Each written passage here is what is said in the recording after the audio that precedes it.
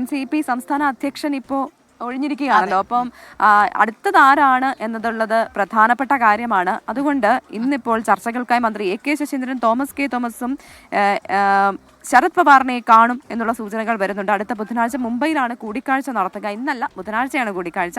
Thomas K തോമസിനെ സംസ്ഥാന അധ്യക്ഷ പദവി ഏൽപ്പിക്കണം എന്നതാണ് AK ശശീന്ദ്രന്റെ ആവശ്യം.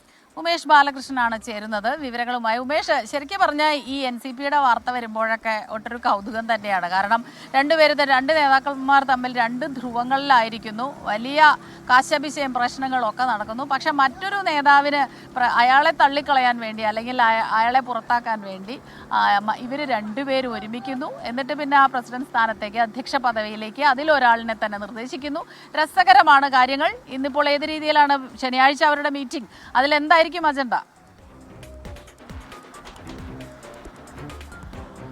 Good morning Smitha, good morning Pravitha. എന്തായാലും നമ്മൾ പുറത്തുനിന്ന് കാണുമ്പോഴാണ് ഈ കൗതുകം.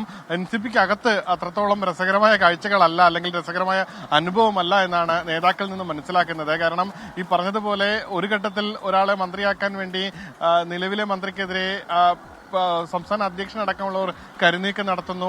ഒടുവിൽ മന്ത്രിയുടെ സർജിക്കൽ സ്ട്രൈക്കായിട്ട് ആ ജനപ്രതിനിധി മന്ത്രിയാക്കാൻ മുന്നോട്ട് വെച്ച ആളെ ഒന്നിച്ചു നിർത്തി ആ സംസ്ഥാന അധ്യക്ഷനെതിരെ നീക്കം നടത്തുന്നു. ഒടുവിൽ സംസ്ഥാന അധ്യക്ഷൻ രാജിവെക്കേണ്ടി വരുന്നു. എന്തായാലും നിലവിൽ സംസ്ഥാന അധ്യക്ഷനായ PC ചാക്കോ രാജിവെച്ചു കഴിഞ്ഞു.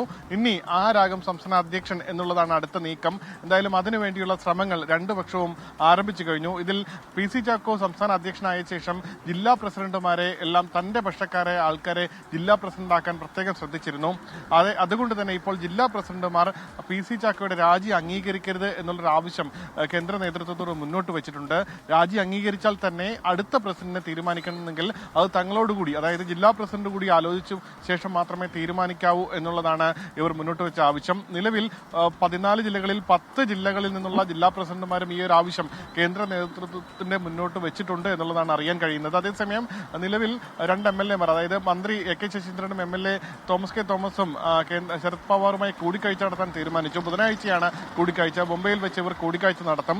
പുതിയ അധ്യക്ഷനായി, അതായത് PC ചാക്കോ ഒഴിഞ്ഞ പദവിയിലേക്ക് പുതിയ അധ്യക്ഷനായി തോമസ് കെ തോമസിനെ നിയമിക്കണമെന്നുള്ള ആവശ്യമായിരിക്കും ശശീന്ദ്രൻ പക്ഷം മുന്നോട്ട് വെക്കുക. എന്തായാലും ഇനി ആര് പുതിയ അധ്യക്ഷനായി വരും, അത് തോമസ് കെ തോമസിന്റെ ആഗ്രഹം പോലെ മന്ത്രിയാകാൻ കഴിഞ്ഞില്ല എങ്കിൽ സംസ്ഥാന അധ്യക്ഷനായെങ്കിലും തുടർന്ന് മുന്നോട്ട് പോകാനാകുമെന്നൊരു ആഗ്രഹം അല്ലെങ്കിൽ അത്തരമൊരു പ്രതീക്ഷ തോമസ് കെ തോമസിനുണ്ട്.